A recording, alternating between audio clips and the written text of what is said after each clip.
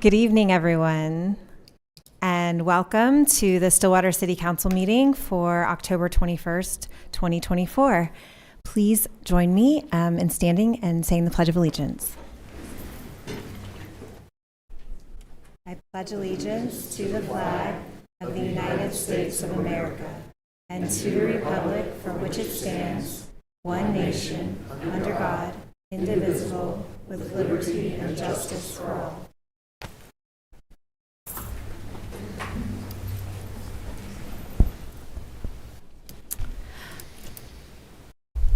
Good evening, everyone. This brings us to item number 3 on our agenda, the consent docket. Councilors, any comments or actions on the consent docket? I move approval of consent. Second. We have a motion and a second. Please vote. With a vote of 4-0, that consent docket is approved. This moves us to item 6 on the agenda, public hearings. We'll start with item A, receive public comment regarding a request for from Progressive Development Corporation, LLC, for a map amendment to rezone property addressed as 1002 South Husband Street from 2-family residential to commercial business district. And Jacqueline Porter, I think, is going to give us a brief presentation.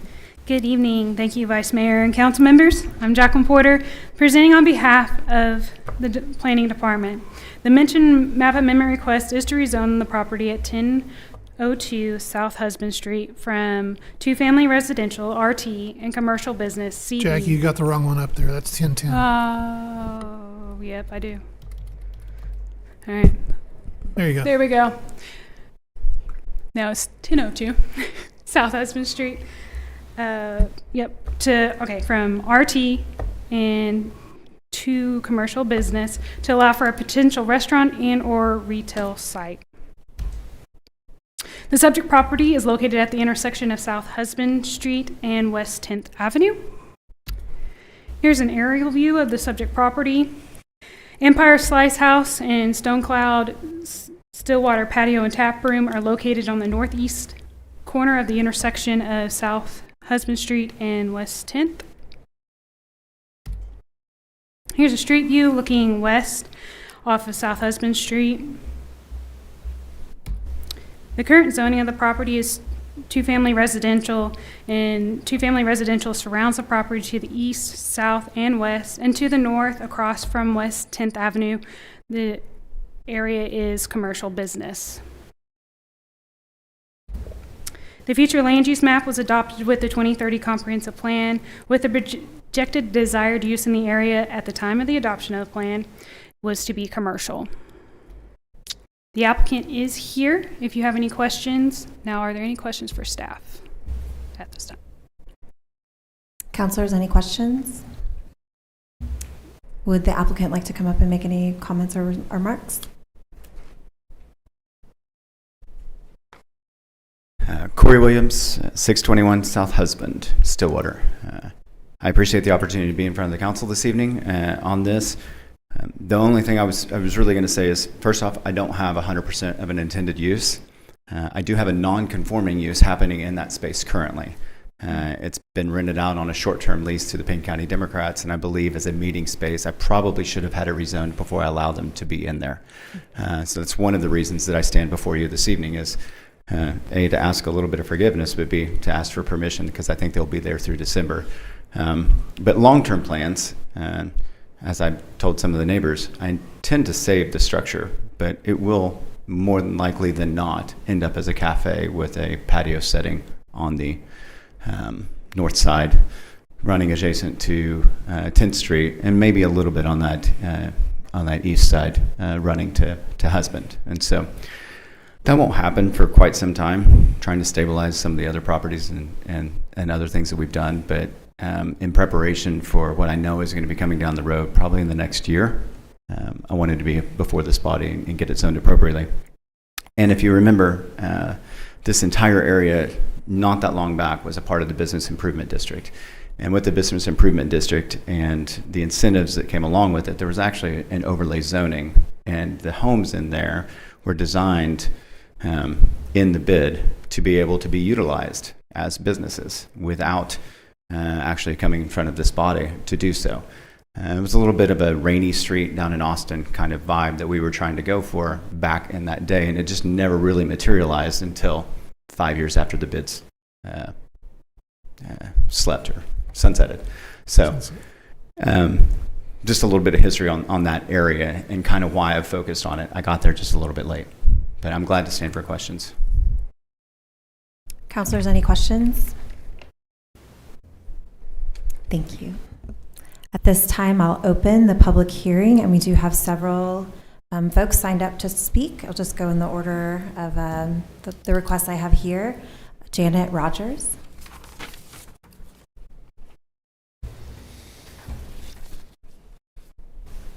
Hello, my name is Janet Rogers. Ms. Rogers, would you pull your microphone down, please? Thank you. I've lived in Stillwater since 1978, been a homeowner since 1985, and lived at my present address since 2007. My present address is between this one and the property that you're going to talk about next. And I just have to say that this is not in my best interest, having these two commercial properties when my residents hopefully will still be zoned RT. And I have tried in the past to speak with Mr. Williams about his property to the south of me, and he has not been very open to that. I did, as we talked just a few minutes ago, I did talk to him about the fact that there was a shed in his backyard that was being lived in by a homeless person, and at some point in the recent few weeks, he's taken that shed out, but there is still a giant king-size mattress that's been laying in the backyard for a couple of months now. And then also that house, I guess he was going to try and develop it as a residence. And when it was being developed, the back was broken on it. And when they came and were working on that property, they tore up my yard. And when I spoke to him about that, he was not very receptive to my talking to him about that. So I just feel like that in developing these two properties on either side of me, that's not, again, I'm going to be a person who's not listened to in terms of my ideas. Thank you. Thank you.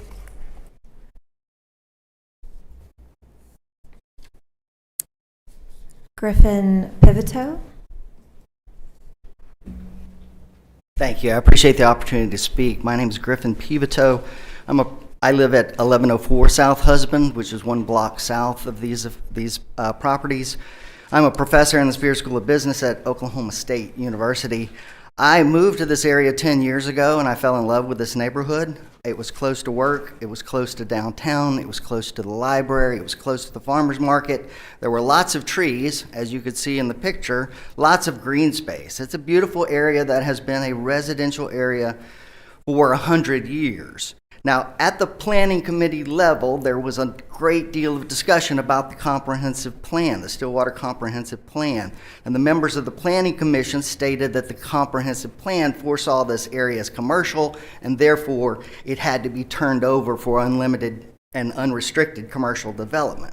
Now, I will point out that in the introduction to the plan, which I have now read, the plan is intended to be a dynamic document that will change with the needs of the city. Nothing in the comprehensive plan is meant to be Holy Scripture. The plan is meant to change as the city develops. However, notwithstanding that, I believe that having read the plan, the comprehensive plan supports my arguments, and I will focus on section 2 of the plan, which is entitled Goals and Guiding Principles.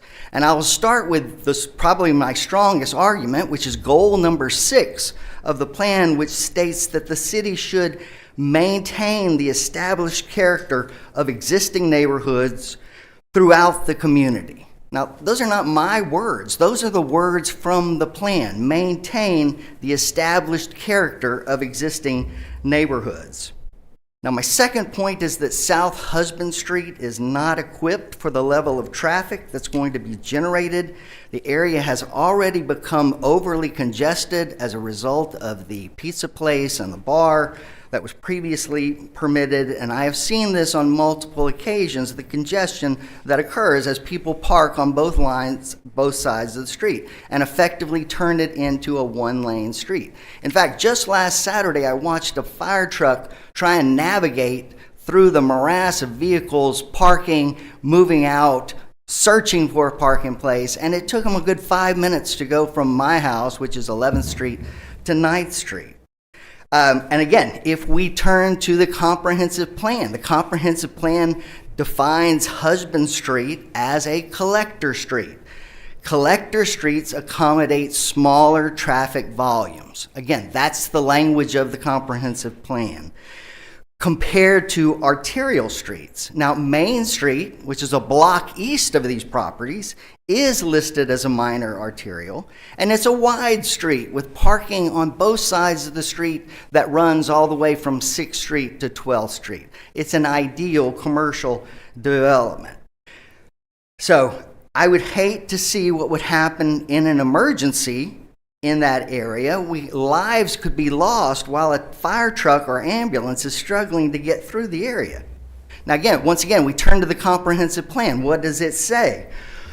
In the plan, it says that the city should ensure the new development patterns facilitate safety, connectivity, and mobility for all modes of transportation in the established and developing areas of the community. A change in zoning for these lots will do the exact opposite. A change in classification will reduce safety, it will limit connectivity, and it will certainly hamper mobility. Now, I understand that growth is important, but growth has to be curated. Main Street, Lewis Street, the entire east of downtown is underdeveloped. We need to focus on pushing development there, something to take advantage, for instance, of the large parking garage, which is right across the street, and which is widely underutilized. Furthermore, there are alternative developments that would fit within the character of the street and the neighborhood. If you have driven around Stillwater recently, you will see there has been a number of new duplexes built. Look at those nice duplexes at 7th and Knobloch. Those would be a positive addition to the neighborhood and would reinforce the existing character of the neighborhood while providing a solid return to the developer. And again, turning to goal number 3 of the comprehensive plan, it says that the city council should promote a development pattern that provides for long-term development needs while achieving a cost-effective and efficient provision of infrastructure and public facilities. In summary, this neighborhood is a special area. Allowing it to be torn down and turned into a commercial wasteland is going to violate the guiding principles of the comprehensive plan.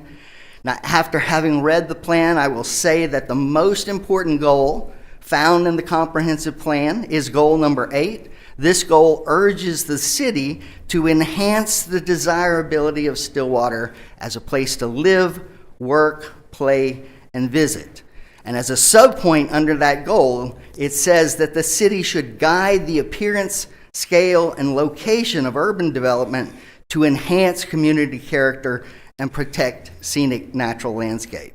Thank you, sir. Thank you. Thank you. Bruce Parnell.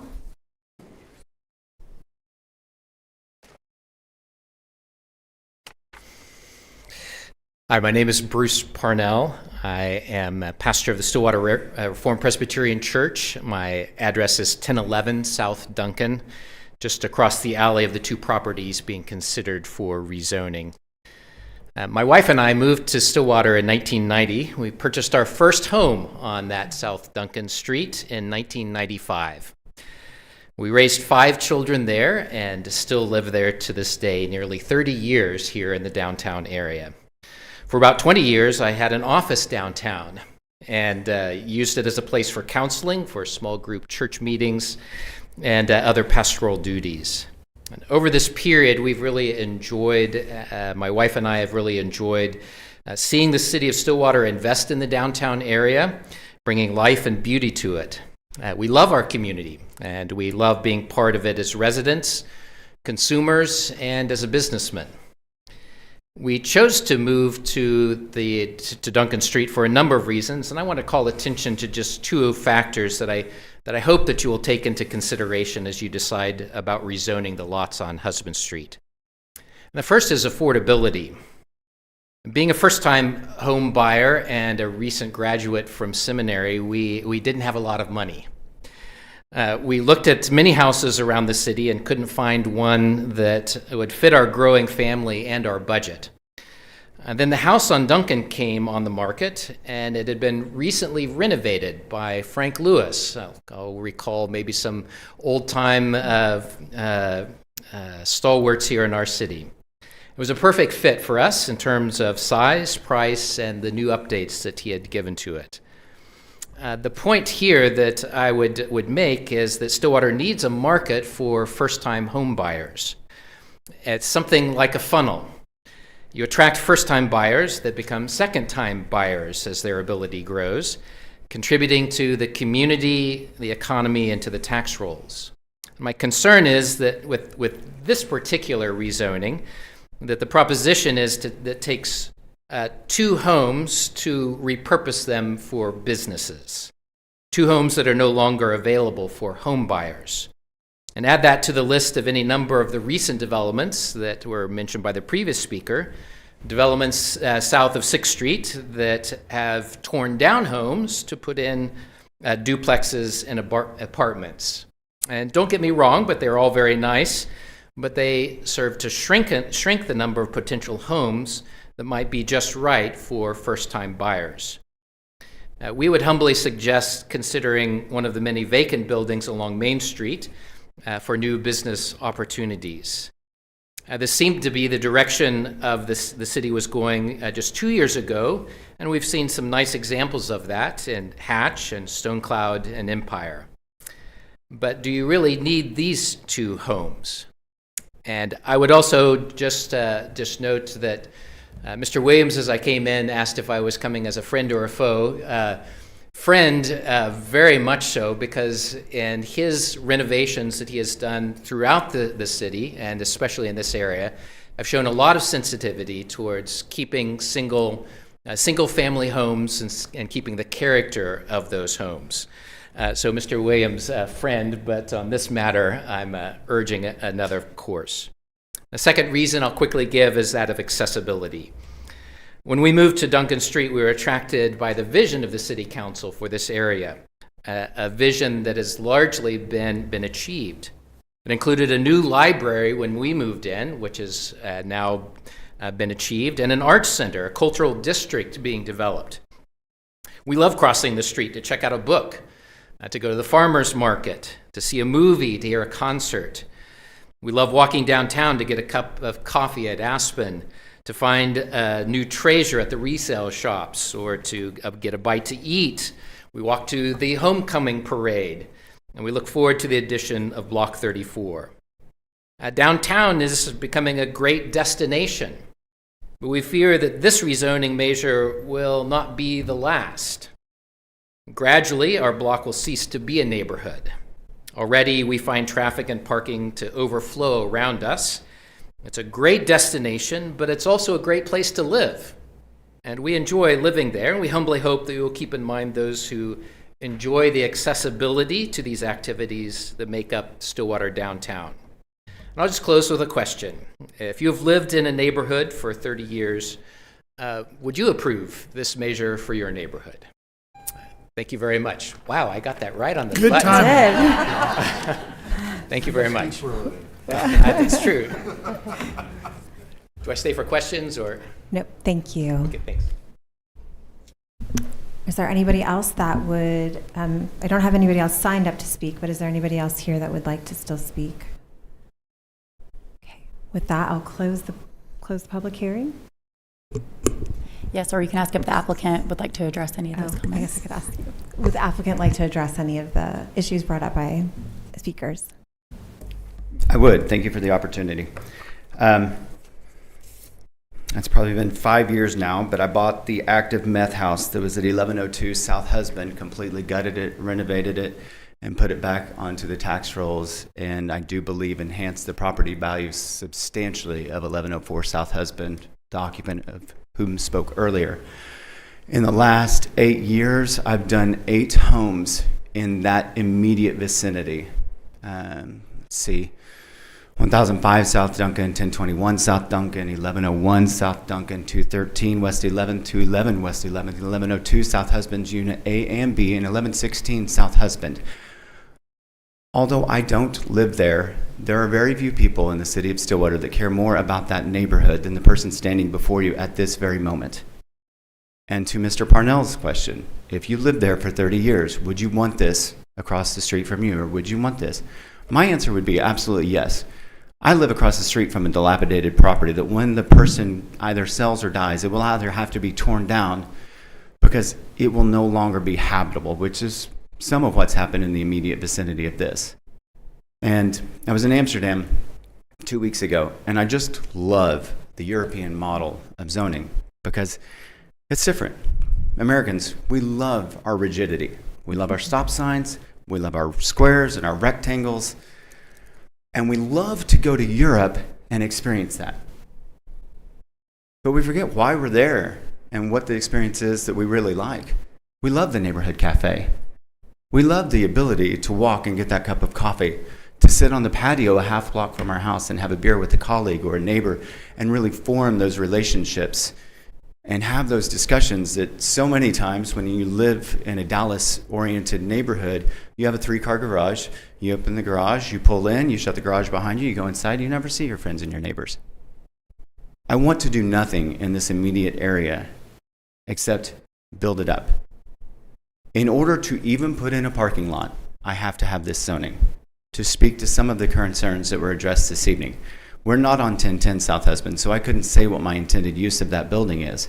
I'll tell you what I intended to do with it, and I'll tell you why I have to do something different now, and how I'm going to do something that won't make me any money at all, but will help alleviate some of the stress in that neighborhood because I think it's the right thing to do. I'm sorry there's still a mattress in my backyard. I was unaware of it. 4 or 5 months ago, I did have that shed taken down at the neighbor's request. If I failed to address her concerns with regard to the subcontractor on that house that we tried to have fixed, trust me when I just say I A, apologize to her, and B, I wish I'd never hired that contractor. The history of this area is actually very interesting. If you go to, let's see, across from 1101 South Duncan is the one at the end of the 1000 block of South Duncan. That was a grocery store. That was the neighborhood grocery store for years and years and years. It would be about 100 yards from your house. So I'm not asking to reinvent the wheel. I hope that over the last course of the developments that you've either driven through and seen the residential stuff that we've done in that area, or that you think that the commercial stuff that we have done has not turned it into a wasteland, but has enhanced and tried to integrate some of the vibrancy into that neighborhood. Progress is sometimes slow. It's incredibly expensive, and I'm trying to develop methodically and be very respectful of that area. I have some really cool things that I hope to be standing in front of this council for in the next 6 months that have the initial plans on that are amazing, that I think the neighbors will actually like. We'll find out at one of these meetings someday.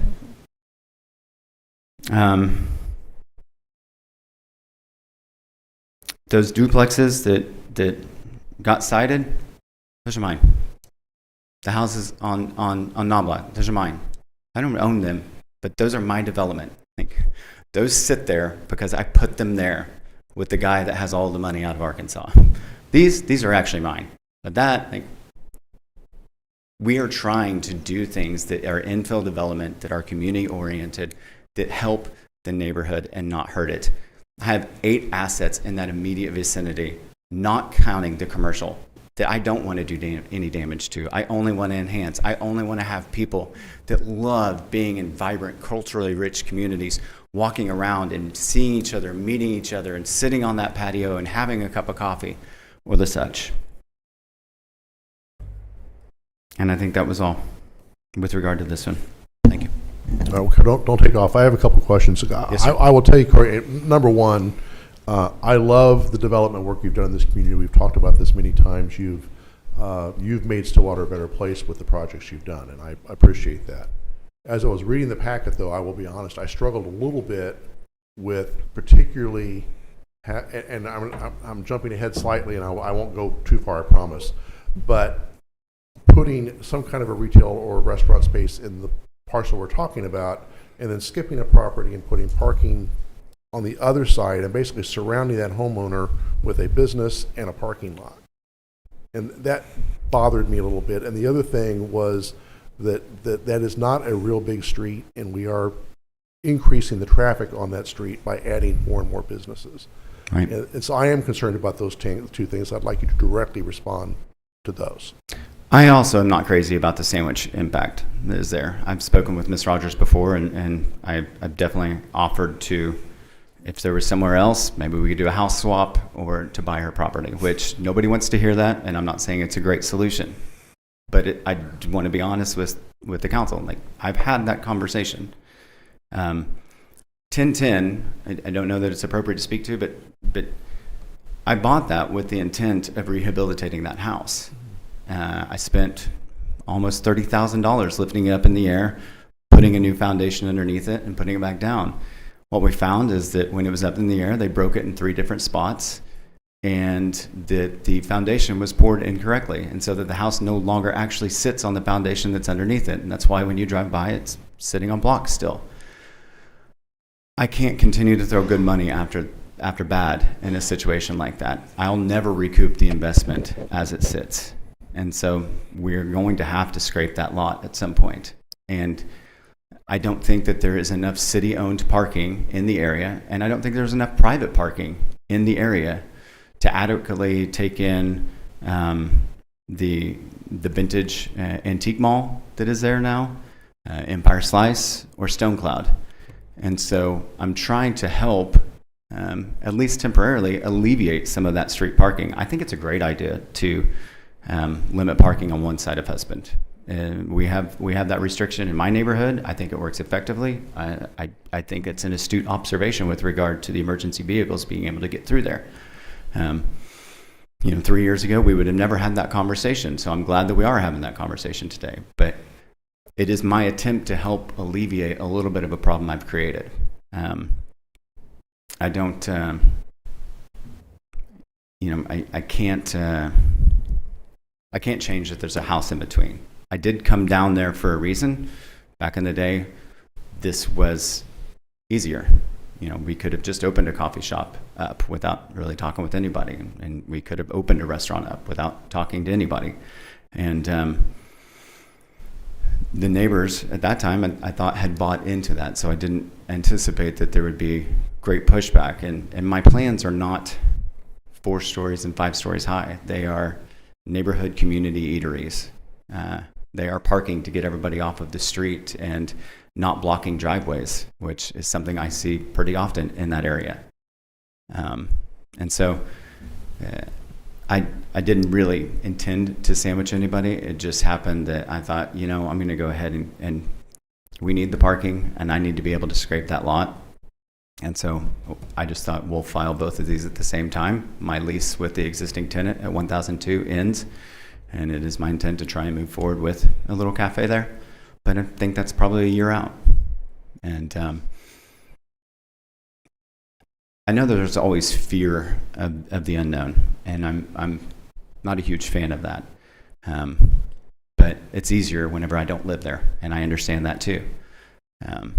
But I've done nothing in that area to give anybody any indication that I want anything but the absolute best for that area. I've put a whole lot of my own personal capital in each one of those houses. The last time I stood before this body on a rezone was on a house in that area because I bought it at foreclosure. It was a hoarder's paradise. It was terrible. I am not a person who tears anything down, and I walked in that and I didn't get beyond 5 steps beyond the door at 1005 South Duncan. And I said, we're tearing it down. And really bad energy. Bruce knows. He was a neighbor there. We tore that down, and I couldn't build back what was already existing. When I bought it, it was a standalone house. It had a 2-car garage that was detached with a mother-in-law suite above it. We wanted to knock it down and build back exactly that, and I wanted it integrated into the the neighborhood. Well, time had changed, zoning had changed, setbacks had changed. I had to come before this body just to put a new house on the existing property line of everybody else in there. Because the city codes had changed and they wanted a setback of 75 foot. It would have recessed that house tremendously. It would have looked odd and out of place. And in order to have that ADU, if you will, the mother-in-law suite above the two-car garage, which was kind of standard operating procedure back in the day, we had to have it rezoned into a duplex, not as another, you know. And so I say that to say, like, I care greatly about the integrity of this neighborhood. It bothers me that we have a parking issue right now. It bothers me that we have a traffic issue right now. And this is my attempt, in part, to resolve those. Thank you. Any other counselors have any questions for Mr. Williams? Counselor, did I address your question directly? You had absolutely addressed my questions. Okay. I'm not sure you alleviated my concern, but you I understand. But you addressed my I just want to make question. sure that I had at least answered what you needed to hear. Thank you. Thank you. At this time, I can close the public hearing. Counselors, is there any other additional discussion? And Jacqueline, assuming you have a recommendation for us. Y'all don't have any questions for me at this time? Are there any other additional questions, comments from council? Let's talk about, because it's related, let's talk about parking on one side of the street. What's involved in changing that? Well, that is not me. But I can look into it and I can provide you that information. So- But Candy can. Is Vice it Mayor, I think, is it outside yeah, I think we're of getting a little the- far off the application. I know this is complicated, a whole neighborhood thing And to some talk of those about. concerns, and Jackie can speak a little bit to that process, are more appropriately addressed when we talk about development of it. Right now, we're just looking at a request for a map amendment for the rezoning.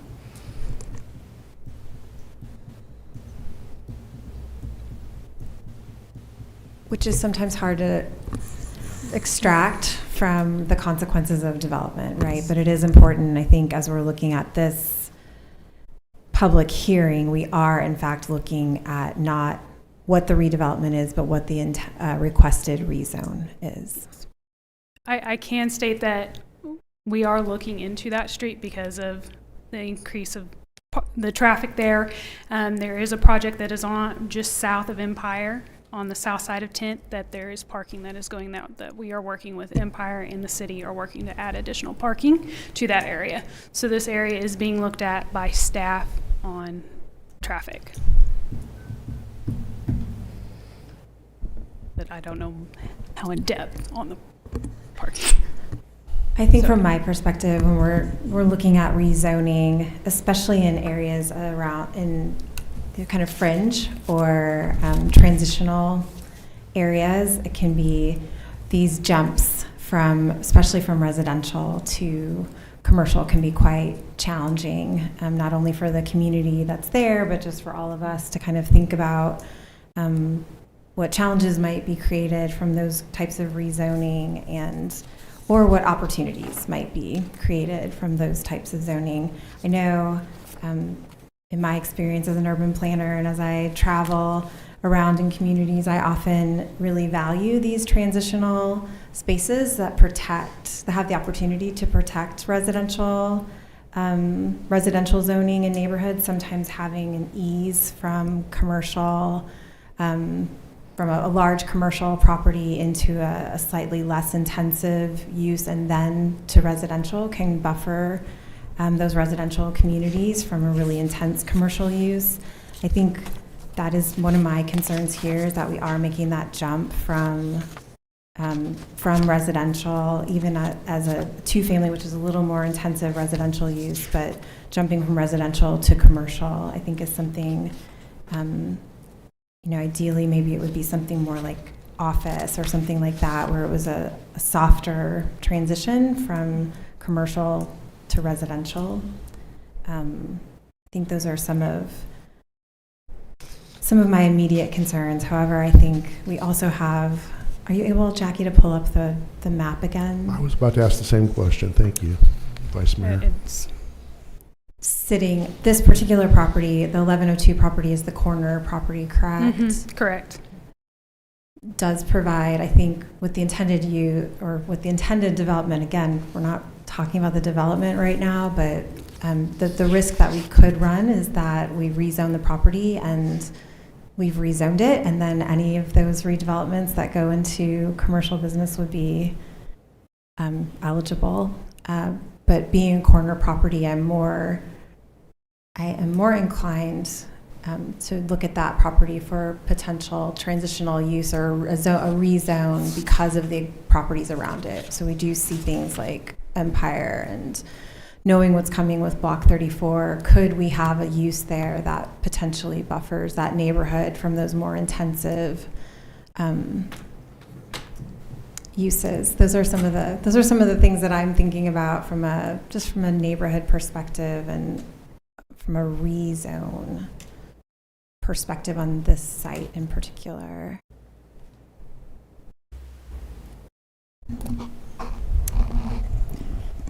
Jack, oh, go ahead.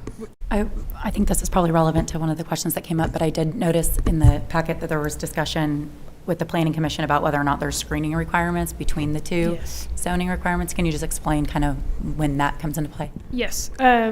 Anytime there's a change of use of a commercial, so there's requirements for screening between residential and commercial of any sort. So if once it's rezoned and a new use is put, screening would be required to make that buffer of any sort to, help with that transition.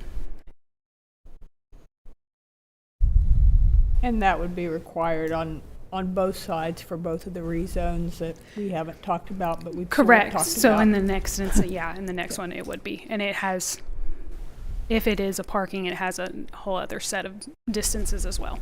Okay. So that screening, what goes into screening? Is that a fence? Is that landscaping? What type of screening are we talking about? It could be all of the above if they wanted to. All the above. So usually it is a screening of visually, but it can be of landscaping as well, of shrubs that are complete screening. Or it can be a whole wall if they wanted to. The whole wall. Not above 4 foot for certain things. Jackie, were you able to say what the Planning Commission? Oh, yes, here, Planning Commission recommended approval with a vote of 3-0.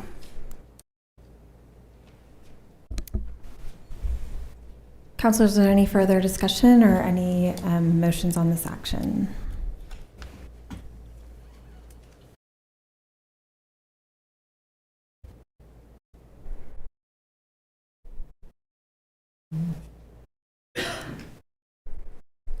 And our choices would be we either accept Planning Commission's recommendation or we do not accept. Yes, those are And we would make a motion for one or the other. Mm-hmm.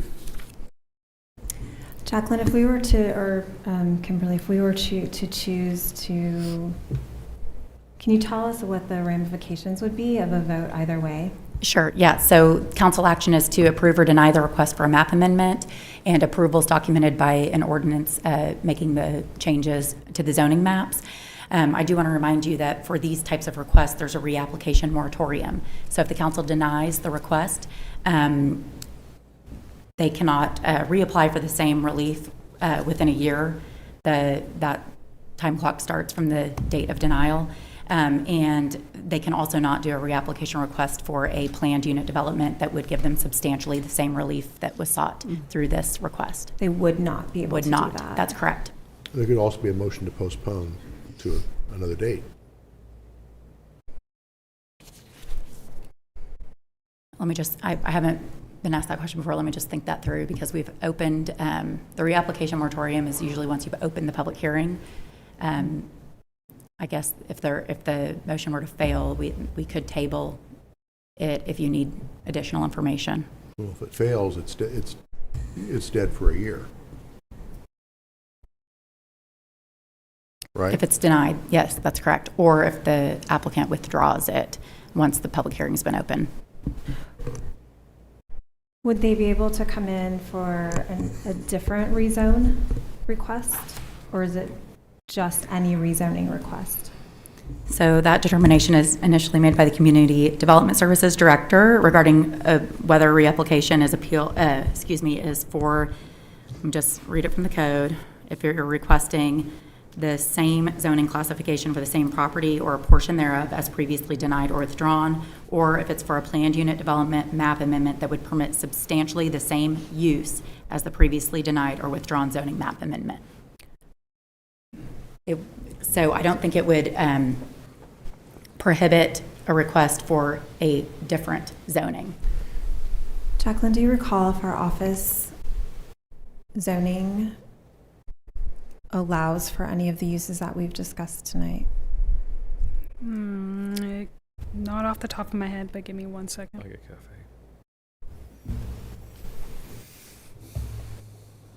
Yeah, like a cafe. I don't know that a cafe would be allowed in office by right. All right, I will move that we accept Planning Commission's recommendation. Is there a second? Second. Councilors, please vote.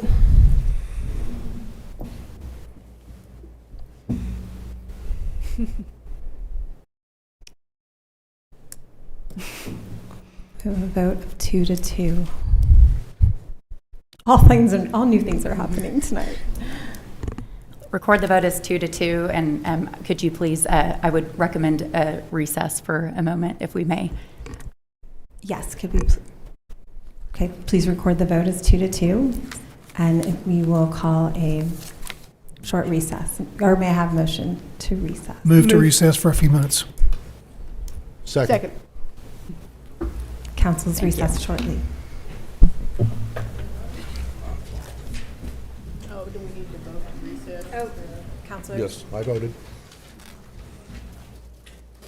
I didn't look at the vote plan. Who was the other no? I didn't look at the vote. Who was the other no? Who I was, but I don't know who the other one was.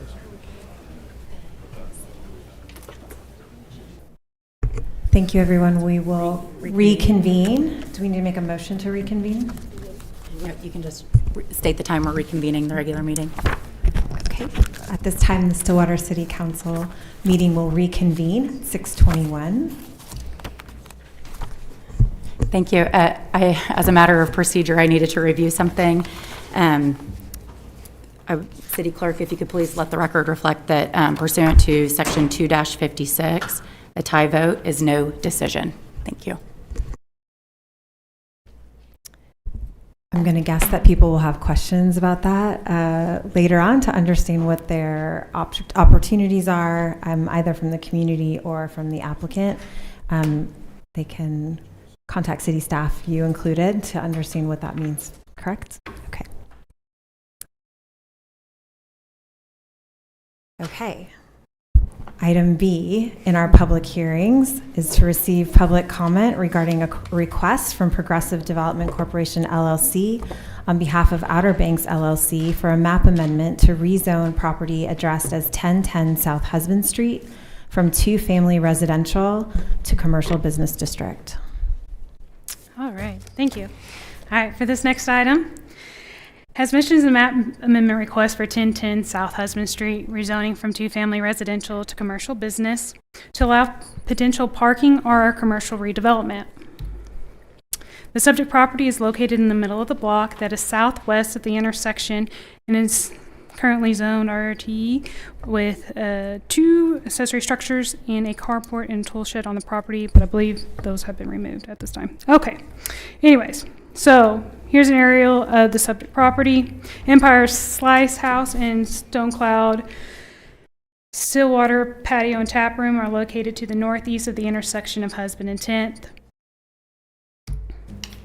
Here is a street view looking west off of South Husband Street. The current zoning of the property is 2-family residential. 2-family residential is located adjacent to the subject property. As the previous item, 1002 South Husband Street had no action by City Council to rezone to CB. which is located just north of this property, with one lot between them. Again, Empire Slice and Stone Cloud are located north of West 10th Avenue and are zoned commercial business. The future land use map was adopted with the 2030 comprehensive plan with projected the desired use in the area at the time of the adoption to be commercial. The applicant is here. Are there any questions for staff at this time? Counselors, any questions for staff? Would the applicant like to come up and make any remarks? I'll withdraw the application at this time. Just leave it on blocks for a while.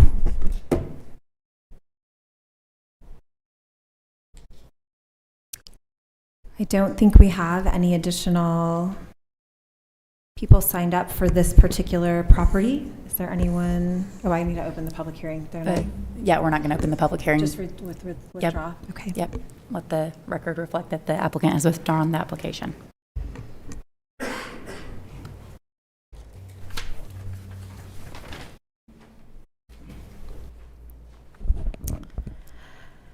That takes us to item number 7, general orders. Item A is to consider an award of Monticello project bid number 8, 2024 to Ellsworth Construction Company. Travis Small is here to share a little bit more about this project. Just want to say I apologize if you hear my teeth chattering. I'm freezing to death. So. Good evening, Council. Travis Small, Engineering Department. I'm here tonight to discuss the Monticello Roadway and Utilities Improvements Project. There will be a companion item on SUA docket later tonight for trustees' consideration regarding this project and possible funding. You can see here on this slide, this is the existing pavement condition for the Monticello roadway in question. This particular project was part of the FY20 pavement management program, and the current PCI rating, which was evaluated back in 2022, shows an average rating of 25.3. This particular roadway does rank amongst the lowest in the city, and that Travis, explain Yes. PCI to the audience, please. Pavement Condition Index, and that is an evaluation of the pavement to determine from a rating of 100, which is best, to 0, which is worst. And if it falls, in this particular case of 25.3, would be considered very poor. It takes into consideration the ride of the road, how rough it is, the surface condition, the subsurface distress.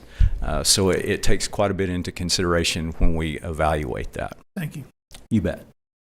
So this slide shows you the basic layout of the project. It does include full reconstruction of Monticello from University to Admiral. It also includes approximately 2,200 linear feet of water line, as well as approximately 400 feet of sanitary sewer. The project was advertised and bids were opened on October 2nd. Staff did evaluate those bids as well as the consultant. Staff also negotiated an amendment with the consultant, Kimberly Horn, to provide support services during construction and provide administrative services at that time. This amendment is contingent upon award of this project, so we brought both tonight, the amendment and the possible bid award, to council for possible approval. And as I mentioned earlier, this will be on SUA later for possible approval at that time also. As I stated, staff has reviewed the bids. And we do recommend award of this construction contract to Ellsworth Construction. This has been taken to TPAC, and they did vote and concurred with the recommendation of staff. The two tables that you see above Oh, wow. So the two tables you see above show you the construction breakdown for the actual construction cost, the administrative support amendment, testing, and contingency. And then you also see below that a budget amendment that breaks it down by fund.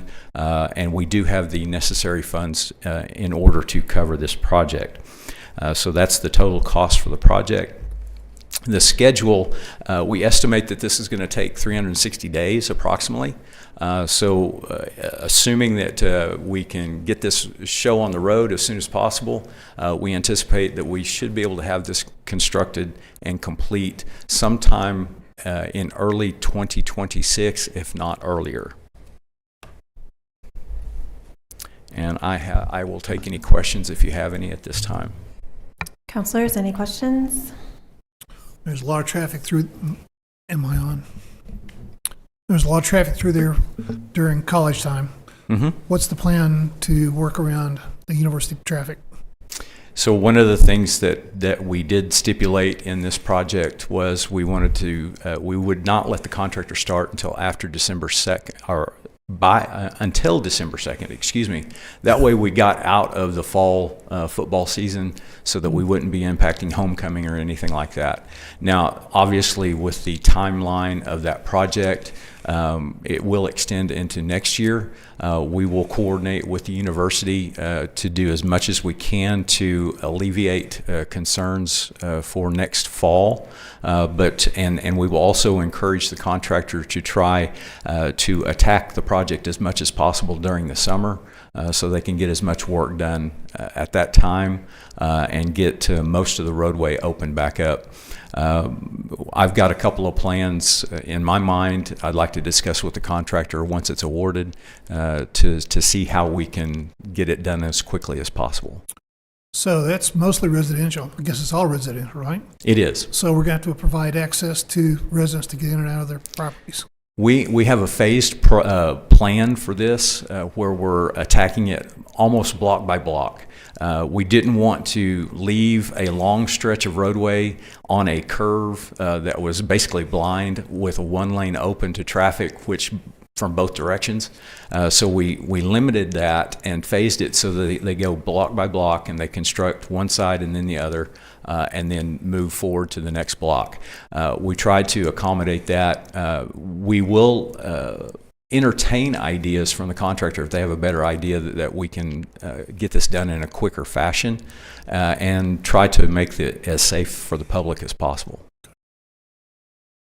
When we're talking about like the water lines, are those, and this is just a question for my own curiosity, would those be on one side of the road? So when you're doing one side of the road, that's where the water line is?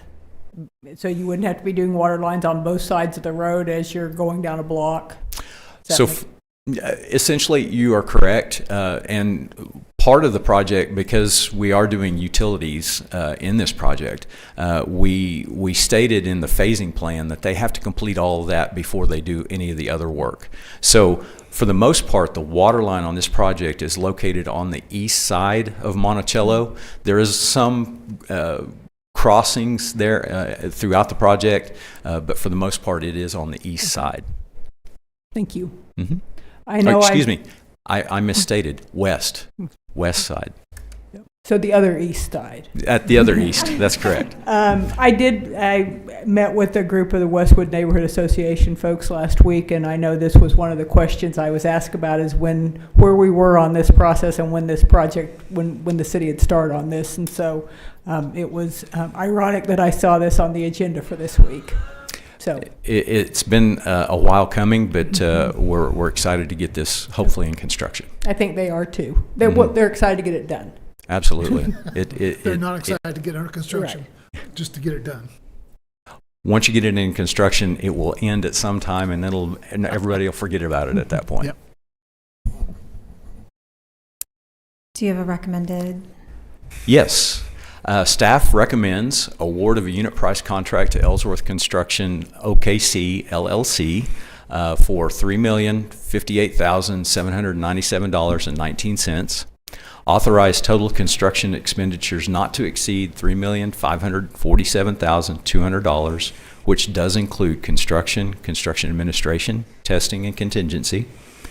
Authorize a budget amendment in the amount of $2,201,930 from transportation funding, and later in SUA for $1,143,500 from water fund and $201,770 from the wastewater fund. And finally, authorize the city manager to execute contracts and other associated documents. May I suggest one amendment to that motion and also to approve amendment number 5 with Kimley Horn for construction administration services in the amount of $90,900. Counselors? Motion to approve with the suggested amendment from Ms. Carnley. Second. We have a motion and a second. Please vote.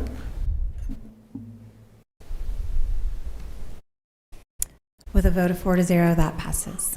Thank you. Thank you. Next up, we have resolutions. We have one resolution on the agenda today, resolution number CC-2024-34, a resolution authorizing the City of Stillwater to accept local funding from the 2024 State Homeland Security Program in the amount of $1,030,000 and to designate the state of Oklahoma, specifically the Oklahoma office. Do I want me to read it all now? Oklahoma. Yeah. You don't have to read the entire title. So I will introduce the resolution, and then Rob Hill, Director of Emergency Management, is here if you have specific questions. For the past several years, the City of Stillwater has participated in a memorandum of understanding with the State of Oklahoma Office of Homeland Security in regards to federal grant funding to support anti-terrorism programs. The federal grant requires 80% of funds to support local causes, and a local jurisdiction can request to assign the state its local share for the purpose of funding these operations and programs, which are coordinated by the state for the benefit of the local government units, such as Stillwater. So approval of this resolution would accept local funding in the amount of $1,030,000 and assign it to the Oklahoma Office of Homeland Security to fund planning and operational oversight costs of the Oklahoma Counterterrorism Intelligence Center, which may include funding for fusion center analysts, program management, and enhancing domestic violence extremist capabilities and program management. If you have additional questions, Rob Hill is here. Rob, have we ever done this before? Is this an annual program or a program that occurs on a sort of cycle? Yeah, good evening. Rob Hill, Emergency Management Director. Yeah, we've participated in this since its inception in 2007. We're just now bringing it before you for the full transparency. Okay. I was going to say, I don't think I recall seeing it on a council agenda before. Yeah, this was a result of September 1st, 2001, and was created in 2006 and implemented in 2007 in the state of Oklahoma. So if you're familiar with the Fusion Center, that's what OCTIC used to be and is run by Department of Public Safety. And if I may, just to clarify on why it's presented this year in resolution format, this is really an administrative function because the city doesn't actually receive the local share, but because we have to accept the grant funds and assign them to the state, we felt like it was most appropriate to document that with a resolution. Yeah, like what you said, the transparency of that. Yep. Counselors, any other questions? Motion? Move to adopt resolution CC 2024-34. Second. We have a motion and a second to adopt the resolution. Please vote. With a vote of 4-0, that passes. Item number 9 on the agenda is ordinances. We have one item for second read. This is ordinance number 3547. Ms. Carnley, was this something you have any additional? Yes, this is the ordinance authorizing the restatement of the lease agreement and operation and maintenance contract dated April 1st, 1979 as heretofore amended, including the extension of the lease term, providing for citizen-initiated referendum of said lease agreement in accordance with Section 4-2 of the city charter. As you may recall at the previous meeting when Bond Council presented this, this is just a refresh of our vintage amended many time lease agreement between the city and SUA for operation and maintenance of our utilities facilities. Thank you. Counselors, is there any questions or motion on the item? Motion to adopt ordinance 3547. Second. We have a motion and a second. Please vote. With a vote of 4-0, that ordinance passes. Item number 10, reports from officers and boards. Ms. Carnley, anything? Nothing to report. Mr. Moore. Yes, thank you, Vice Mayor. Wanted to announce a couple of upcoming events. First, next week, Monday, October 28th at 5:30 at the Community Center, we're going to be holding another study session for the short-term rentals. It's just an opportunity for staff and our legal counsel group to show some examples of what other communities are doing and kind of go over the statistics and data and maps of our short-term rentals here in the city, and we can have a good discussion. So invite participants to join us online on YouTube or to visit us in person at the community center. I also want to acknowledge on November 16th, 2024, we are going to be having another volunteer day at Washington School. Volunteers are welcome to come from 9 a.m. to 1 p.m. and lunch will be provided by the Stillwater Community Center Foundation. There'll be online volunteer registration and waiver forms, and volunteers will need to address appropriately, like closed-toed shoes. Work will focus on cleaning up trees, yard waste removal, and breakdown of exterior breezeways, and general exterior cleanup. We hope you can join us as we have these continued efforts to restore this incredible historic facility in our community. I have one more announcement, which is the city is accepting applications for various committees, including the TIF 3 Reinvestment Plan Implementation Policy Committee, commonly known as our downtown TIF number 3, and as well as Board of Adjustments. We are looking for citizens that are willing to serve on those boards. If you want more information or to apply, go online at stillwaterok.gov/citizen boards. Thank you. Councilor Hawkins. Save the date. I love when I get to announce things about the holidays. Participate in the annual 2024 Parade of Lights and Tree Lighting event on Thursday, December 5th, 2024 at 6:30 p.m. in downtown Stillwater. Stillwater Community Center, Visit Stillwater, and Downtown Association President Colette Campbell are accepting parade participant entry forms now until Friday, November 15th at 5 p.m. To download the entry form and information and for details on other holiday fun, go to stillwaterok.gov/holidays. And this is such a fun event and was fabulous and huge and blocked off all of Main Street last year, and so I would encourage anyone to participate. Thank you. Councilor Clark. Mark your calendars for Tuesday, October 29, beginning at 4:30 p.m. for the Fountain Dine at Crisp Salmon Plaza in celebration of OSU Homecoming Week.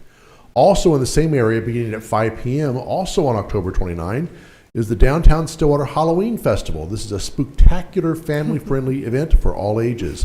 Halloween festivities include trick-or-treating at various downtown businesses and organizations, a costume contest, and many vendors. For information about Halloween Festival, go to facebook.com/Downtown Stillwater OK. Also, the 103rd edition of America's Greatest Homecoming will include walk around on Friday, November 1, with street closures at 5 p.m., Sea of Orange Parade on Saturday, November 2nd at 9 a.m., and the football game at 6 p.m. versus Arizona State. Many thanks to city departments, including emergency management, police, fire, public works, communications, community resources, water, waste management, parking, and more, who go above and beyond to ensure these events are fun and safe for the community and Cowboy Nation. Go Pokes and beat the Sun Devils. Councilor Harden. Lexicon is back and better than ever. For those who do not know what Lexicon is, it is the Stillwater Cultural District's free mini comic convention for fans of comic books, science fiction, gaming of all types, cosplay, anime, and pop culture. Events are scheduled from Thursday, October 24th through Saturday, October 26th, with the main event taking place on Saturday from 10 a.m. to 5 p.m. This year's event is a team effort of Stillwater Community Center, Stillwater Public Library, Prairie Arts Center, Stone Cloud Brewing, Stillwater History Museum of the Sherrar, Stillwater Public Schools, City of Stillwater, and Visit Stillwater. For a full list of events, go to visitstillwater.org. It's quite a list of partners there. Yes. And I will let you know that we currently have surveys being conducted for our neighborhood parks. If you utilize these specific spaces or live in neighborhoods near these parks, please participate in the short surveys. Also, we know it's early, but we ask that you save the date now and plan to attend the community meeting on January 9th, 2025 to provide input as we develop a vision plan for parks, community spaces, and public facilities. These are your public parks and community spaces, and we want to make sure they meet the needs of our residents and families. Your voice matters. Please plan to join us on January 9th. For more information, go to stillwaterok.gov/parks. I know these are, I play tennis, and I know we have a few of these up at our tennis courts right now. They'll see them as little placards in the ground that have a QR code. So those are great ways. And you may be getting some door knocks or some information if you're living in these neighborhoods as well. So please take a moment and let us know how you're using these facilities and how you'd like to use them in the future. And if we have nothing else, is there a motion to adjourn? So moved. Second. There's a motion and a second. Please vote. With a vote of 4-0, the City Council meeting is adjourned. And we will welcome you to the Stillwater Utility Authorities meeting. Let me get my agenda up.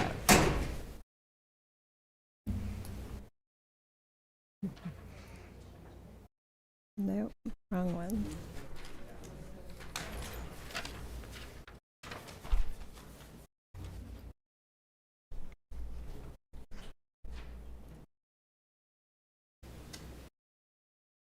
Thank you. It's going. Got it. Okay. With that, we'll call the meeting to order and move to the consent docket. Counselors, is there any discussion or motion on the consent docket? I move approval of consent. Second. There's a motion and a second. Please vote. With a vote of 4-0, the consent docket is approved. I think that's everything on our SUA agenda. Is there a motion to adjourn? Motion to adjourn. Second. We have a motion and a second. Please vote. The vote of 4-0, we are adjourned. We have SUA, SEDA. And with that, we will call to order the Stillwater Economic Development Authority meeting and move to the consent docket. Counselors, is there any discussion or action on the consent docket? Motion to approve consent docket. Second. We have a motion and a second. Please vote.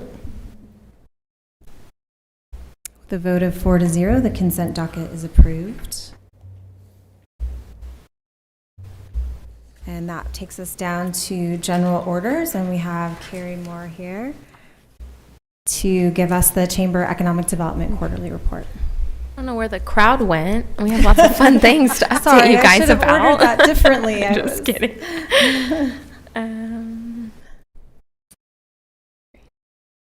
You told me it was what? Shift F5. Thank you. I always forget. Maybe. Okay. So you guys got the full report, but the highlight reel is way better. First point of contact, we have partnered with the Department of Commerce, you guys probably saw, and the city and Kingspan to make the official announcement that Kingspan Roofing and Waterproofing selected Stillwater for their manufacturing facility. We did touch in the last meeting that we were awarded that project, but they were not ready to release their name. They are, and they are excited to partner with Stillwater, so we're excited to have them. We met with 3 site selectors directly following the Dallas event that I will talk on more in a little bit, and have communicated directly with 6 total site selectors about Stillwater's capabilities as more of our proactive approach rather than simply just waiting to respond to the RFPs and RFIs. We are working specifically to help fill the old Red Lobster location. It is very visual. It's a prime spot. I've met with 2 different like seafood and steakhouse restaurant companies that are interested in Stillwater, but it would be 2026 before they're at a place to come. So we're still looking, but that is on our radar and we are actively working on that. We have submitted Commerce Place to 3 different RFP responses. We met with 2 different developers to discuss different opportunities with that. And then we also met with 2 different economic development professionals to discuss how do we approach that space in a very intentional way that prevents lots being sold and then sitting empty, or buildings being built on it with nothing in them. So we're really working to make sure that when we are ready to move on Commerce Place, we have a good long-term sustainable plan for it. As well as we had 16 RFP opportunities come through. We responded to 6 of them. Should I take questions at the end or as I go? Would you prefer? You can keep going. Okay. We'll maybe ask again. Marketing materials, this is the one I'm most excited about. We finalized our contract. We're actually going to be working with the Oakhilly Media Department, and this is a 5-year contract. So this is really sustainable. We're going to get a 2 to 2.5 minute recruitment video, which will be telling Stillwater's story. The theme of that is going to be Stillwater, where tradition meets tomorrow. And so it's going to be really rooted in Stillwater and what makes it great, but also talking about all the great opportunity that there is here. That partnership has been wonderful. It will also include 2 30-second commercial versions. Those commercials will be intentionally aired on certain flights coming in and out of the hubs where those site selector hubs are around conferences where there will be site selector conferences. So we've already talked to like American Airlines and some of those on how that works with getting those on those specific flights. The goal with that would be they see us on the flight going to these conferences, they see us at the conference, and then they see us as they leave the conference. So it's those 3 touch points and really making Stillwater stand out. Target completion for that video is the 16th of December. And I'm hoping to air that on New Year's Day, just as like we'll see, hopefully. Working with Bearden Services to finalize the website. I did submit final changes this week, and so we're expected to go live November 15th. I'm really excited for that. I know that has been in the works a long time, even prior to me coming. So we will send out a soft opening or a soft review of that prior to it going live for everyone to see. And then printed materials, we have provided different traffic pins, trade demographics, area analysis to different developers. I do wish that my meeting with Mr. Williams that is on Wednesday would have been prior to today, because we could have provided some data that would have helped you guys understand in the community either way. Wouldn't have maybe changed a vote, but maybe just given that story in numbers. So that's okay. We can only do so much at a time, but those are the kinds of things we're doing with creating printed materials. We have also worked with 3 different employers and put together 26 different welcome packets as recruitment tools, as different colleges on campus are recruiting or bringing in new staff and faculty, but also private entities as well. So that has been exciting. Retention and expansion. We've completed 2 top 10 employer surveys, 22 primary business surveys. We did that as part of our small business university, and then we also are working 2 different expansion projects. So 18 businesses actually graduated from the small business university program. 2 have opened up storefronts on Main Street. 1 has expanded their business model to fill a gap in our local technology support needs, which is pretty exciting. 3 company introductions to the Oklahoma Finance Authority, which is supplying grants and getting funding into those as they're wanting to expand. And then we did a really great partnership with NSARC, which is National Standard as we know it, and they have rebranded, and then Meridian Technology on National Manufacturing Day. We had 25 different people in attendance, 9 different companies that were not previously working with National Standard, did not know that they have now expanded their business model to include welding wire, and then they were able to see the research and development that is going on site with that, and some new partnerships have formed. Previously, some of those companies were sourcing that material from out of state, and now they're looking at a partnership to source it not just within Oklahoma but Stillwater specifically. So really proud of that event. So I do have a quick question for you on that one. Top 10, what's the difference between top 10 and primary business? Who are the primary businesses? Primary businesses are companies who the majority of their product is exported out of Stillwater. Okay, thank you. You're welcome. Okay. We did purchase Placer AI, and we have done 3 training sessions total with that as part of that purchase, 2 local retail locations and 1 development site, and 1 developer received data so far. So as we're learning to utilize that software and making sure we're pulling that data correctly and we know what it means when we pull it, we are slowly working through processes on how do we get that out, but get it out with the correct explanation of what that data means. We did fill the economic development administrative assistant position. We hired a gentleman named Caleb Eves. He has been a phenomenal addition to the team and really helped offset. His strengths are behind a computer and with numbers and data and processes. And so as mine are more interpersonal, we balance really well, and we've been able to be more efficient in that way. He's currently building a document that tracks property data and metrics to help us develop a more proactive approach on RFPs. So as we're receiving property data to go into our Catalyst website, he actually puts it into a document where, as we get an RFP and we have to find out how much water or electricity it uses, he can plug that in and it will pull up all the properties that meet that requirement. So it's been really cool to watch him to build that, and I'm really proud of that hire. So. Business recruitment, we attended 1 site selection event at Globe Life Field in August, and then we sponsored and attended the site selection, or the Select Oklahoma Conference for Economic Development in August as well. So both of those were great events. Again, we had some good relationships built. I expanded on some of that a little bit more in the full report, but we will continue, and we've also got, by going to those, a good idea of what we need to be taking when we go to bigger opportunities. And that's all I have. Counselors, any comments or questions? I have one quick question on the RFP list that you provided to us. There's several of these that there's that they list they would support 125 new jobs or 250 to 300 new jobs. When we're talking about this, what types of jobs, and you may or may not be at liberty to say this, but what types of jobs are we talking about when we're talking about 100 and some odd new jobs in Stillwater? So sometimes we get what's called the NAICS code with that, and we're able to identify what kind of jobs that they would be and whether or not they'd be a good fit for Stillwater. Sometimes we just get a really vague description of what this company is wanting to do, so we don't always know, unfortunately. All right. Thank you. I was just going to say, I love the branding of your Tradition Meets, where Tradition Meets tomorrow. I think that's really cool. Thank you. I'm excited to see a video. Me too. It's going to be great.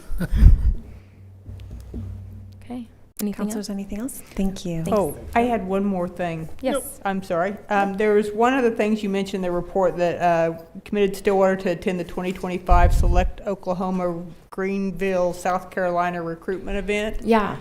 Say a little bit more about that. So Greenfield is one of those hubs where site selector companies meet. And so this year we had the opportunity to go. When looking at what was needed to make that a successful trip, we just weren't prepared.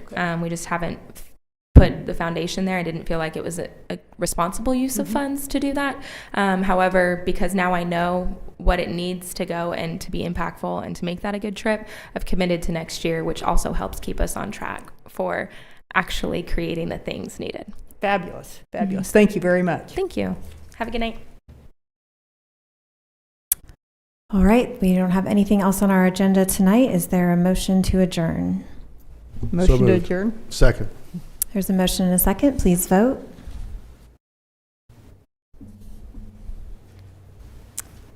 With a vote of 4-0, we are adjourned.